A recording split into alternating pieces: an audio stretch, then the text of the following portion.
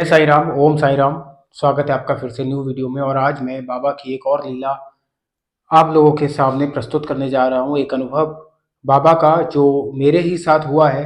दोस्तों, अक्सर बाबा यदि किसी को चाहे अपने पास बुलाना तो किसी न किसी रूप में वो अपने पास बुला लेते हैं। मेरे साथ एक वाकया अक्सर होता था कि अगर मैं चाहे किसी भी शहर में गया, किसी भी जगह पर गया, अगर मेरे आसपास बाबा का मंदिर है तो किसी न किसी रूप में, किसी बहाने से ही सही, मैं बाबा तक जरूर पहुंचता था। बाबा मुझे जरूर बुलाते थे।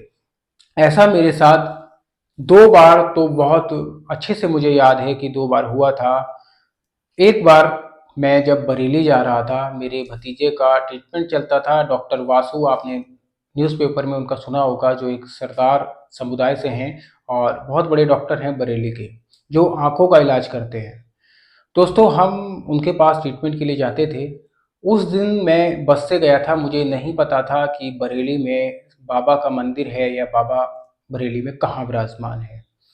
जैसे ही हम रामपुर से जाने वाली बस में बैठकर गए थे, जब पीलीभीत बाईपास पर हम बस से उतरे, वहाँ से हम ऑटो में बैठे थे।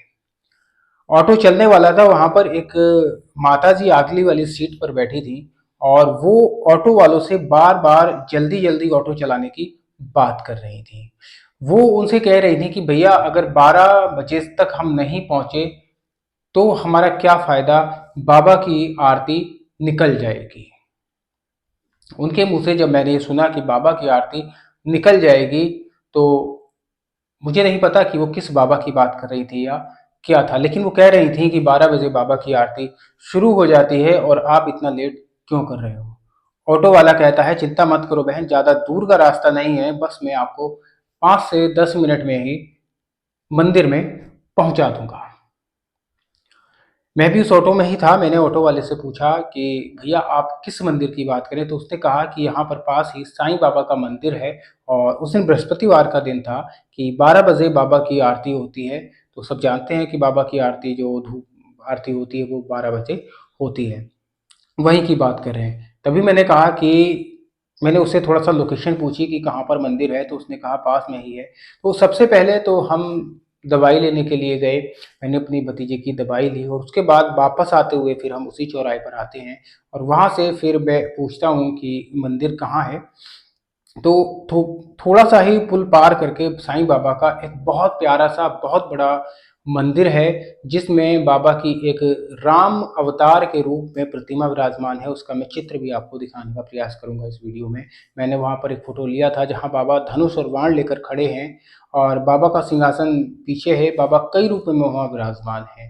तो वो बहुत प्यारा मंदिर है। जब भी कभी आप बरेली जाएं तो बरेली में पीलीभीत रोड पर, जो पीलीभीत के लिए जाते हैं, उससे जैसे ही आप शहर में अंदर की तरफ जाएंगे तो वहां पर साईं बाबा का मंदिर है। तो दोस्तों, इस तरह से बाबा ने मुझे उस मंदिर में बुलाया।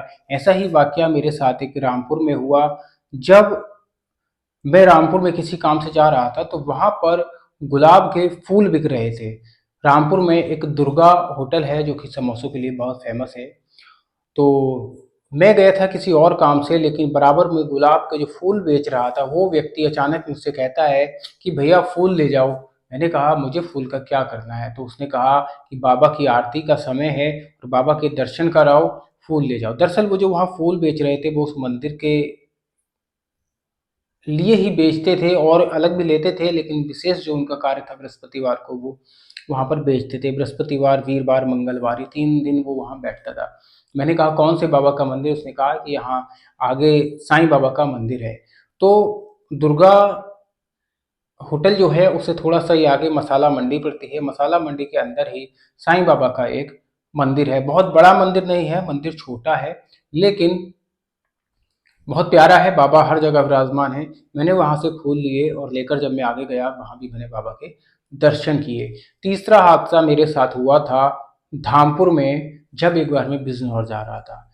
दोस्तों, जिस बस से मैं जा रहा था वो बस अचानक से खराब हो गई और जो बस खराब हुई थी वो ठीक साईं बाबा मंदिर के पास ही खराब हुई थी। जब सभी सवारियां उसमें से उतरने लगी दूसरी बस में जाने के लिए, तो मैंने देखा कि सामने बाबा की जो ध्वजा है मंदिर की, वो लहरा रही थी और बाबा का मंदिर देखकर मेरा मन बदला और मैंने फिर दूसरी बस में ना बैठकर पहले मैंने बाबा के दर्शन किए और दर्शन करने के बाद फिर मैं बाबा का प्रसाद लेने के बाद दूसरी बस से आगे गया।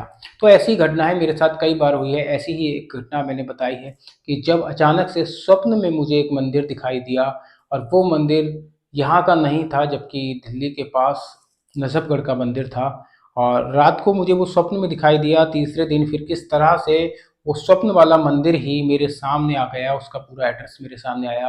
मैं कैसे वहाँ पहुँचा उसकी वीडियो मैंने डाल रखी है और यदि आप कहेंगे तो वो अनुभव मैं दोबारा आपके साथ शेयर करूँगा। तो इस वीडियो में इतना ही। बाबा के फिर किसी नई लीला के साथ हाज़िर होऊँगा, तब तक के लिए जय साईं राम।